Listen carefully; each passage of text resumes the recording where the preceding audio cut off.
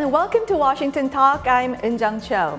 U.S. Vice President Kamala Harris visited South Korea this week, following recent visits by U.S. officials at the most senior level, President Joe Biden and House Speaker Nancy Pelosi. Vice President Harris and South Korean President Yoon Suk-yeol discussed a range of issues, including North Korea, the U.S.-South Korea alliance, and changes in U.S. electric vehicle subsidies. Meanwhile, North Korea fired a series of short-range missiles shortly before and after the vice president's trip, while Washington and Seoul conducted joint naval drills involving a nuclear-powered aircraft carrier, USS Ronald Reagan. We'll take a deep dive into these issues today.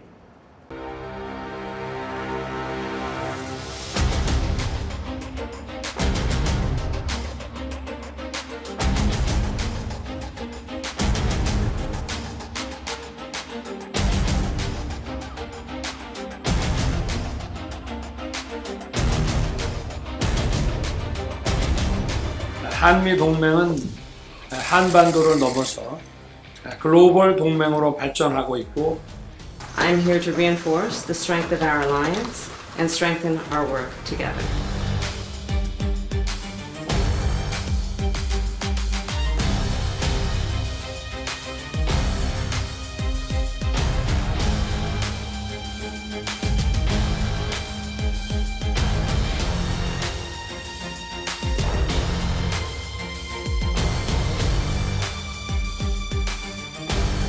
In the north, we see a brutal dictatorship, rampant human rights violations, and an unlawful weapons program that threatens peace and stability.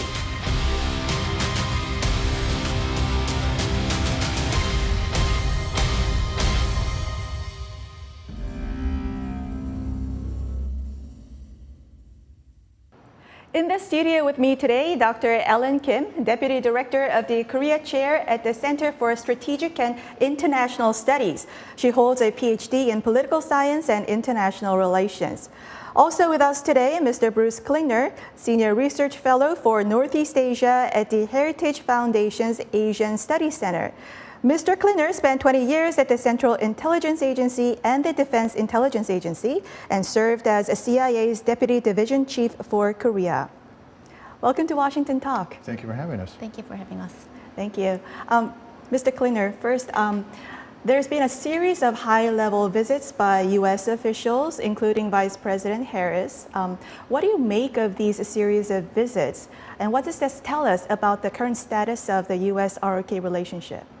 Some of the visits were happenstance because Vice President Harris had been in Japan for former Prime Minister Abe's funeral, and Biden earlier had been in Japan for a meeting of the Quad leaders. But it was important for them to also go to South Korea, as well as Speaker Pelosi, to show and affirm the U.S. commitment to South Korea, as well as to discuss common strategies toward not only the North Korean but also the Chinese threat, as well as a range of other issues. So I think overall the relationship is very strong. I think we've removed a number of the irritants which had been troubling relations in the last few years.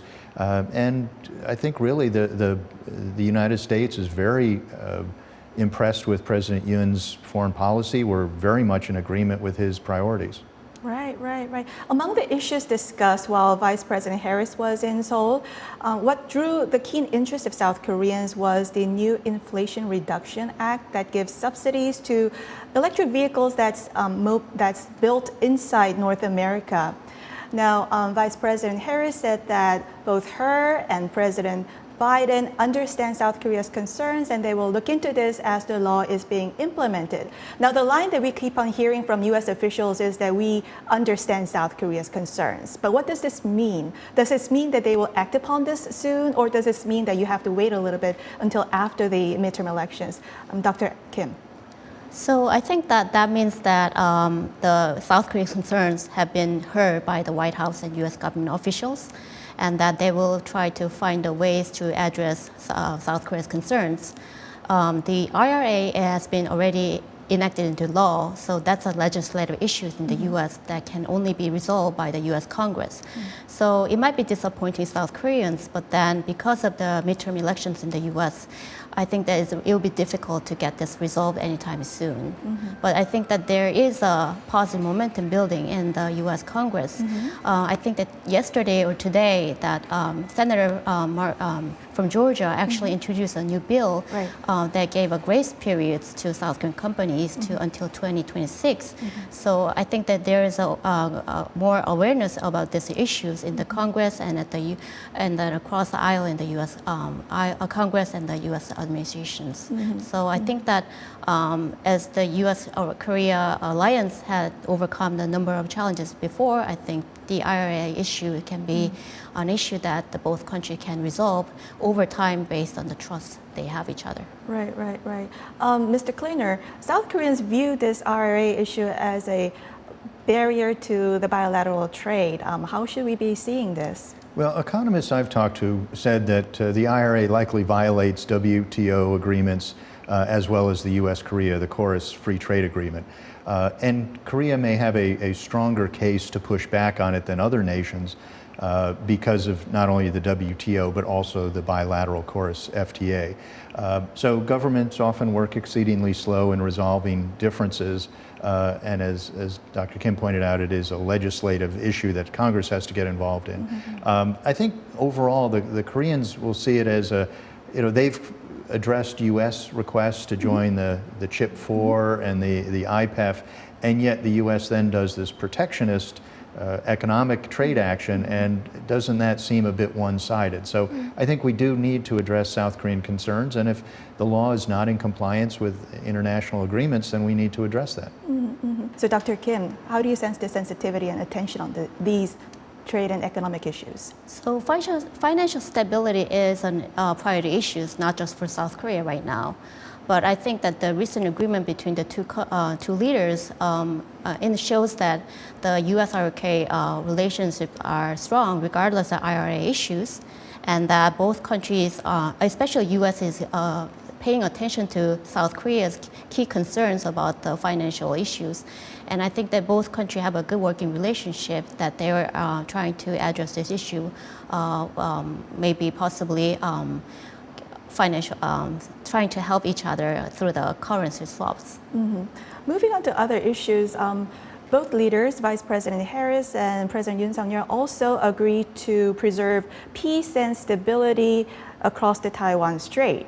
Now, first time U.S. and South Korean high-level officials even mentioned Taiwan in a joint statement was when President Moon Jae-in and President Biden held a summit last year. Now, ever since, Taiwan is regularly discussed between the two sides, and it's openly mentioned in the statements. So what do you make of these changes, Bruce, Mr. Klingner? And what does the U.S. want from South Korea on this issue? Well, we've seen some differences between South Korea and Japan. In the joint presidential or joint leader statements of last year and this year, Japan not only criticized Chinese actions, human rights violations, intimidating tactics throughout the Indo-Pacific, but identified China as the perpetrator. In both last year's and this year's U.S.-South Korea joint statement, South Korea criticized the Chinese actions, but didn't identify China as the culprit. So that was expected under President Moon, a bit disappointing that President Yoon didn't call out China, as he had seemed to indicate he would do more so when he was campaigning for the presidency. And similarly, Japan has made a lot of very strong statements of support for Taiwanese security, whereas South Korea has been reticent. And when U.S. military officials have suggested that Korea may get involved in a Taiwan situation, Seoul has been very quick to push back against that. So I think in my discussions with the Yoon administration, they understand that South Korea couldn't sit back during a Taiwan situation, but they don't necessarily want to lean too far forward in public statements. And the bilateral relationship, as President Yoon Suk-yeol stated, now goes beyond the Korean Peninsula into a global alliance, into an economic and technical alliance. Then where does Vice President Harris's trip to DMZ fit into all this picture, Dr. Kim? Well, I think that Vice President's visit to DMZ reflects the core essence of the U.S.-ROK military alliance. a day after North Korea fired 2 or 3 missiles, I think Vice President, the second highest person in the U.S. government, visited the area closest to North Korea and condemned North Korea's illegal weapons program that destabilized the peace and stability on the Korean Peninsula, and also the regime's brutal dictatorship and so on. So I think that really sends a strong signal and powerful message that the U.S. government sends to both Korea to show U.S. resolve to defend South Korea against North Korea's growing nuclear and missile threats. Mm-hmm. And at the DMZ, Mr. Klingner, Vice President Harris called out strongly on North Korea. She said it's a brutal dictatorship, illegal arms program, and rampant human rights violations. Is this a sign that now the Biden administration will pursue North Korean human rights and North Korean nuclear issues simultaneously in parallel? I mean, the Biden administration is very well known for focusing on human rights issues. So could we read that in this? Well, I would hope so. The Biden administration, when it first came into office and unveiled or partially unveiled its North Korea policy, did highlight that it would bring human rights back into U.S. policy. It had really been neglected during the previous 4 years. So far, we haven't seen much advancement on that. But we're hoping that the Biden administration will fulfill the open position for ambassador for or special representative for North Korean human rights and really bring that back to the issue. We can't ignore the plight of the North Korean people as we try to pursue denuclearization or arms control to address our own security or the security of our allies. So human rights has to be part of the policy because it is such a basic human or a basic U.S. principle that we believe very strongly in.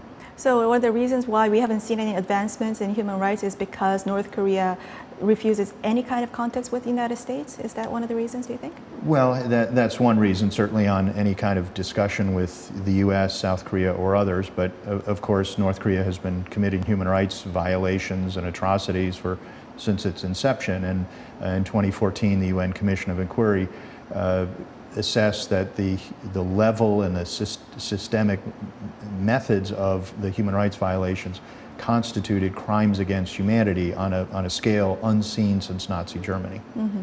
And Dr. Kim, President Yoon Suk-yeol said that if North Korea pursues with its nuclear testing that we've been anticipating since May, the 7th nuclear testing, he said that U.S. and South Korea will immediately implement jointly prepared countermeasures. Actually, Secretary Blinken and Secretary Minister Park Jin also said this back in June. So it seems like they already have some kind of plan in place. But what could be some of the plans that could actually lead to substantial results other than strengthening sanctions? How can we actually hurt North Korea? Well, we'll have to wait and see what specific countermeasures that U.S. and South Korean governments will undertake in response to North Korea's nuclear test. But given that North Korea's deep isolation in the international community, sanctions has been international cooperations on North Korea sanctions has become increasingly difficult given China and Russia's unwillingness to cooperate on that issues. So one of the measures that I think that U.S. and South Korea can take is to send more information into North Korea. We have seen that North Korean regime has been particularly very sensitive about the outside information penetrating to the country. And addressing North Korea's high cyber attacks is another priority. We've seen that North Korea has been advancing its cyber capability, has been using it to steal a lot of money to raise revenue, even when the country is in a national lockdown during the pandemic. So I think that finding ways to respond to North Korea's cyber attack is an important issue for both U.S. and South Korea as well. Mr. Klingner, other than cyber and information, sending in information, do you have any other ideas to? Well, Presidents Biden and Yoon have already agreed that they would resume the rotational deployments of U.S. strategic assets to the peninsula. And we've actually already seen that with the presence of the USS Ronald Reagan. I think we've already planned that we will send bombers and dual-capable aircraft like the F-22 and F-35 to the Korean Peninsula or in the immediate vicinity I think that's already planned. We're just waiting for the nuclear test. We may initiate some new military exercise separate from the scheduled ones. And also on sanctions, whatever sanctions we impose right after the nuclear test, we could have been doing today and yesterday and all the time before. Successive administrations have held back on sanctions, even despite having evidence for them violating U.S. law, simply to use it as a political response or signal. We could go after the 12 Chinese banks that are committing money laundering crimes in the U.S. system that Congress sent a list of those in 2017 to the Trump White House. No action was taken. We haven't imposed a single dollar in fines on Chinese banks for money laundering for North Korea. There's a number of other things we could be doing on sanctions, but that's not that it would prevent a 7th or even an 8th nuclear test, but it's something that when North Korea so blatantly violates UN resolutions, we do have to make a response. Right. Why don't we leave our first discussion here and move on to our next discussion, which is about North Korea's recent string of short-range ballistic missile testings. This comes even as USS Ronald Reagan is sent to Busan for the first time in 5 years. Now, Dr. Kim, on the 25th and 28th, it was KN-23, the North Korean Iskander missile that maneuvers irregularly. So this all happened while USS Reagan was in vicinity. And we haven't seen North Korea doing this in the past, provocations when there's strategic assets nearby. Does this mean that North Korea has become bolder? Will we see this trend from now on? Yes, I would say yes. Since Russia invaded Ukraine and threatened to use nuclear weapons, I think that somehow emboldened the North Korean leader to a certain extent. So at the military parade in April this year, North Korean leader warned a preemptive nuclear strike if North Korean fundamental interests are violated. And a few weeks ago, North Korea actually enacted a law that would basically allow the country to launch a nuclear strike, a preemptive nuclear strike, in the event of an imminent threat. So, Eun-jung, as you pointed out, North Korea fired missiles during the U.S. RK joint military exercise that involved the U.S. strategic assets, and that never happened before. So I think all of this basically shows that North Korea has become bolder and more willing to take greater risks. And Mr. Klingner, North Korea fired a range of missiles this year, more than 20 times. Although they tested a whole range, many of them were short-range ballistic missiles. And then last year, Chairman Kim Jong-un also mentioned that he will focus on tactical nuclear weapons. Why is North Korea focusing on a weaponry that focuses specifically on South Korea?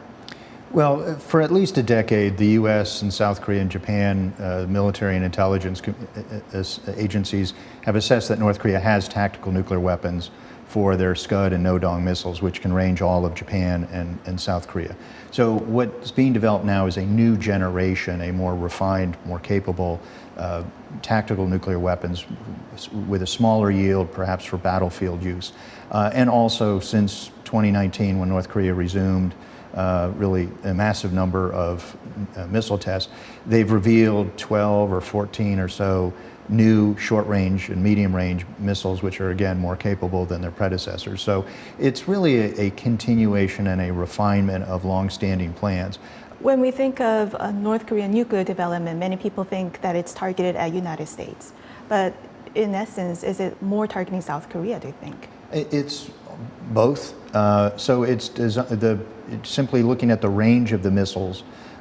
They have some that would only reach all of South Korea. They have others that would reach Japan as well as U.S. bases in Guam, and then the ICBMs, which can now reach all of the continental United States. So they've had that capability. Now they're just improving on the capability. So in the strategy, they would threaten strategic attacks against the U.S. to keep us from responding to either coercion or actual attacks against the South and Japan.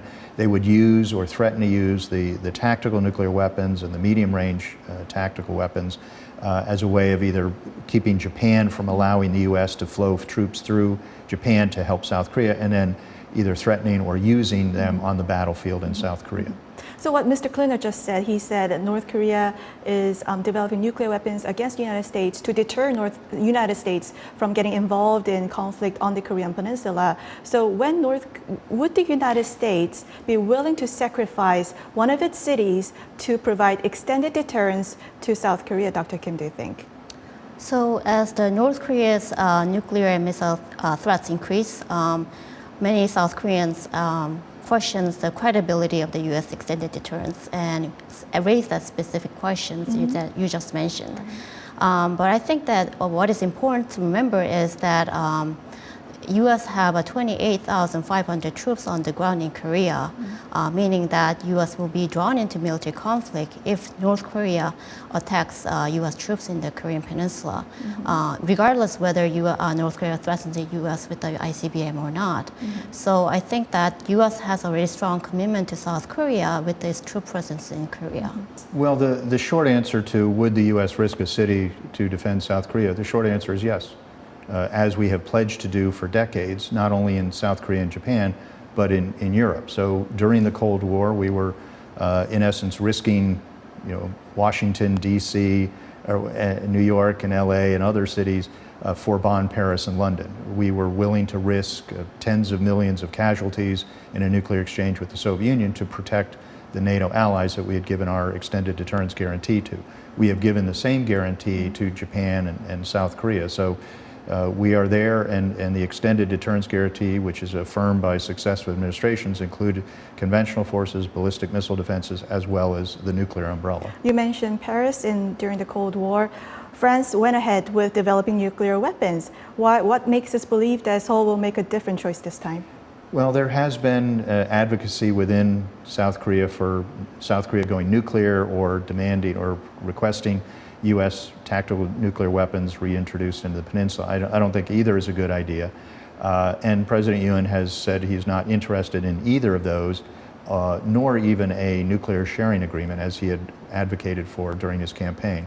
So the U.S. has to take steps to reassure our allies. I think there would be a number of negative consequences for South Korea if it did go nuclear. So we have to do what's necessary to reassure our allies. And the new extended deterrence working group that resumed after almost a 5-year hiatus is a way of trying to address South Korea's concerns and reassure our allies.